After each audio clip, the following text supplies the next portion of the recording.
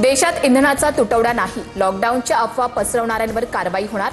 मुख्यमंत्री फडणवीसांचा इशारा. पीएनजीसाठी अटी शिथिल, एलपीजीची आवश्यकता पडणार नाही, फडणवीसांकडून स्पष्ट.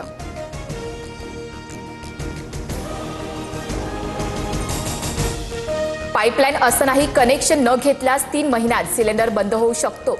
त्यामुळे पीएनजीच्या जास्तीत जास्त जोडण्या करून घ्या, पुरवठा मंत्री छगन भुजबळ यांचं आवाहन. भोंदू खरात हवाला रॅकेट चालवत असल्याची सूत्रांची माहिती. दुबईपर्यंत पैशांची देवाणघेवाण होत असल्याचं समोर. खरातचे अनेक बडे भक्त आणि अधिकारी मदत करत असल्याचंही उघड.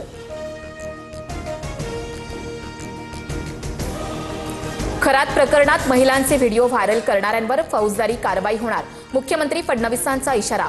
तर पोलिसांनीच हे व्हिडिओ व्हायरल केले असावेत, अंबादास दानवेंचा दावा. ओळख असणं म्हणजे कृत्यात सहभागी असणं होत नाही. खरातनं महिलांसोबत केलेल्या घृणास्पद कृत्याबाबत माहिती नव्हती. घटनेचा निषेध करतो. खरातला कठोर शिक्षा मिळायलाच हवी. आरोपांवर दीपक केसरकर यांचं स्पष्टीकरण. ईशानेश्वर मंदिर आणि फार्म हाऊसला जागा दिलेले मूळ मालक TV9 मराठीवर. जागेसंदर्भात आमची फसवणूक झाली, आमची जागा आम्हाला परत द्या, माळी बंधूंची मागणी.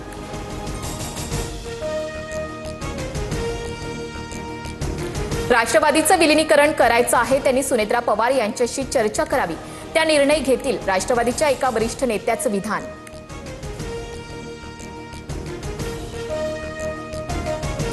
राज्यात लवकरच मोठा राजकीय भूकंप होणार. ऑपरेशन टायगर आणि तुतारी योग्य वेळी होईल, राज्यसभा खासदार ज्योती वाघमारेंचा सूचक दावा.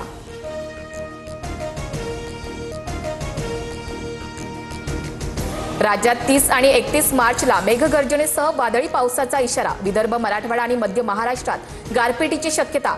कोकण आणि गोव्यात देखील पावसाचा अंदाज.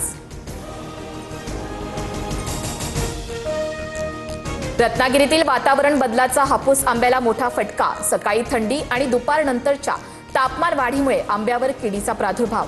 ऐन काढणीच्या हंगामात फवारणीची वेळ. यंदा उत्पादनामध्ये केवळ 10%.